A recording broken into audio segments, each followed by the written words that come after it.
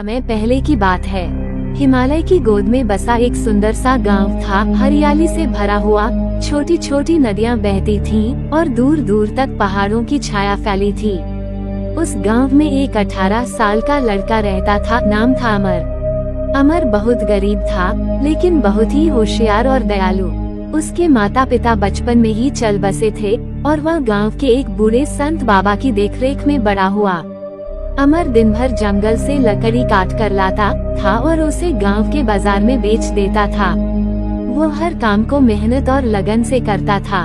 गांव के सभी लोग उसे बहुत पसंद करते थे और बहुत उस पे खुश रहते थे। भाग 2, जादुई हिरण का आगमन। एक दिन जब अमन जंगल में लकड़ियां काट रहा था, उसे एक अजीब सी आवाज सुनाई दी। बचाओ, बचाओ, कोई है। अमर ने इधर उधर देखा, फिर उसे एक शिकारी के जाल में हिरन अटका हुआ हिरन दिखा। उसके पंख उलझ गए थे।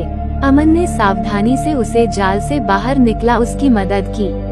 हिरन बोला, तुमने मेरी जान बचाई है, इसलिए मैं तुम्हें एक रहस्य बताना चाहता हूँ। मैं कोई साधारण हिरन नहीं हूँ, मैं एक जादुई हिरन हूँ। अमर चौंक गया और बोला, अगर तुम सच में जादुई हिरन हो तो क्या तुम कुछ करके दिखा सकते हो? हिरन ने बोला, मैं तुम्हारी हर मदद कर सकता हूँ, लेकिन मेरे साथ एक शर्त है, तुम मेरे जादू का इस्तेमाल सिर्फ अच्छे कामों के लिए करोगे। अमर ने वादा किया। तब हिरन बोला, अब तुम जो भी चाहोगे वो मिलेगा, यूँ सोच समझ कर मांगना।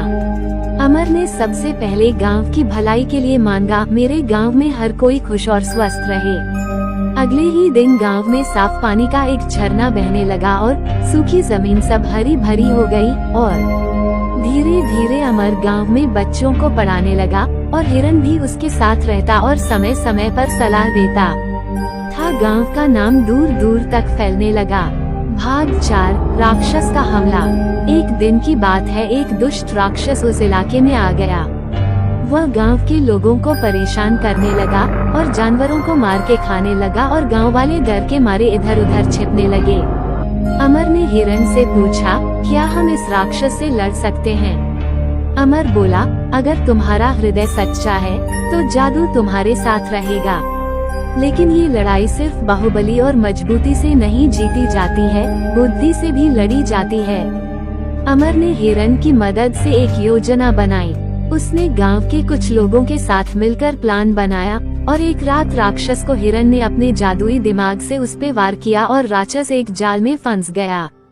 तब राक्षस ने बोला, मुझे माफ कर दो, मैं भूखा था, मुझे खाने को जंगल में कुछ नहीं मिलता था, पास इतना ज्ञान कहाँ से आया?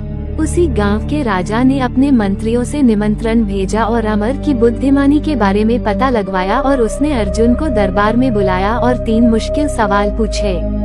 1. दुनिया में सबसे कीमती चीज क्या है? सबसे कीमती चीज है दया, क्योंकि बिना दया के धन भी व्यर्थ है। 2. वह क्या चीज है जो दिखता नहीं लेकिन हर जीव प्राणी को जीवन देती है? वो क्या है? हवा है जो दिखती नहीं पर सबको जीवन देती है। 3. तुम्हारे पास इतना ज्ञान कहाँ से आया? ये सारा ज्ञान मेरे गुरु और एक जादुई मित्र से मिला है राजा साहब। राजा बहुत खुश हुआ और उसे राज्य गुरु की उपाधि दे दी। अमर ने राज्य में स्कूल खोले, गरीबों की मदद की और हमेशा अपने हिरन के साथ परोपकार करता रहा। कुछ वर्षों बाद हिरन वृद्ध हो गया। उसने अमर से कहा, अब मेरी यात्रा समाप्त हो रही है, लेकिन याद रखना, जादू सबसे पहले इंसान के दिल में होता है।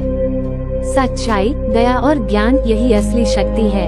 हिरन गायब हो गया और उसके पीछे एक सुनहरी पंखुड़ी छोड़ गया जो हमेशा अमर के पास रहती थी। अमर जीवन भर बच्चों को शिक्षा देता रहा और एक आदर्श नेता बन गया। शिक्षा, ये कहानी हमें सिखाती है कि बुद्धिमत्ता, दया और सच्चाई से हम किसी भी समस्या का समाधान कर सकते हैं और असली जादू हमारे अच्छे कर्मों में होता है।